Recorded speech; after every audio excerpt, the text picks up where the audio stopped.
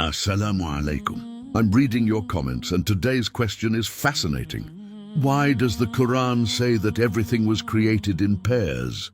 Allah subhanahu wa ta'ala says, "And of everything we created pairs, so that you may be mindful." Qur'an 51:49. What does this actually mean? At first, you might think the verse simply means male and female. And in many parts of creation we do see this pattern. Animals reproduce through male and female. Human beings exist as men and women. Plants also have complex reproductive systems. But the Quran's wording is broader. Of everything we created pairs. So is the Quran saying that absolutely everything in existence has a male and female? Not necessarily. And this is where we need to be careful.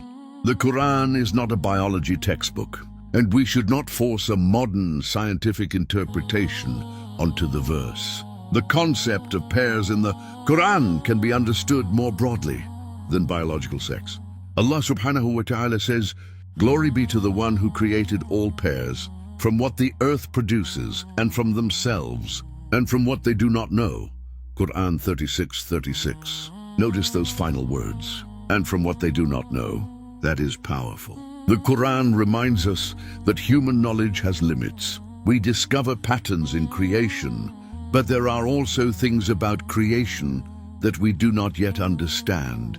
And this is where we need to separate genuine reflection from exaggerated claims. You may hear people say that this verse scientifically proves every discovery about pairs in nature.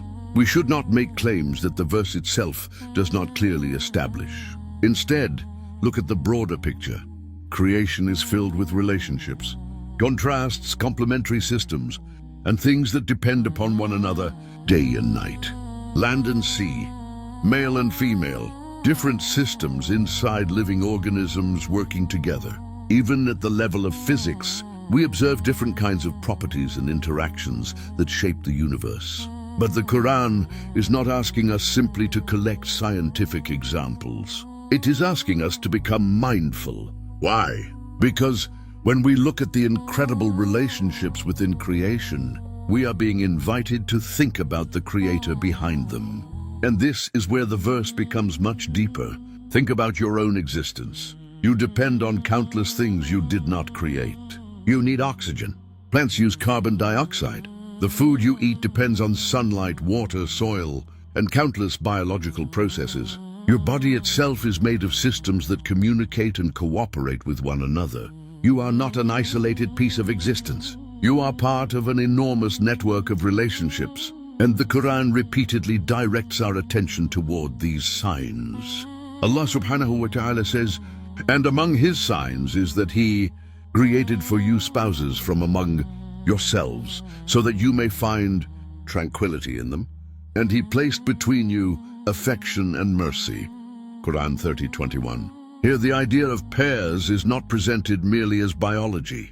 It is also connected to companionship, affection, mercy, and human relationships. This shows us something important. When the Quran speaks about creation in pairs, we should not automatically reduce the meaning to male and female. The concept can point toward complementary relationships and different forms of creation that Allah subhanahu wa ta'ala has brought together. But there is another important lesson. Allah subhanahu wa ta'ala says, "And from what they do not know." Think about how much humanity has discovered. We once knew almost nothing about galaxies beyond what our eyes could see. Now we know that the observable universe contains enormous numbers of galaxies. We once knew almost nothing about cells. Now we can observe incredibly complex structures within them. And yet, every discovery also reveals how much remains unknown. Human knowledge grows, but it never becomes unlimited. That should create humility.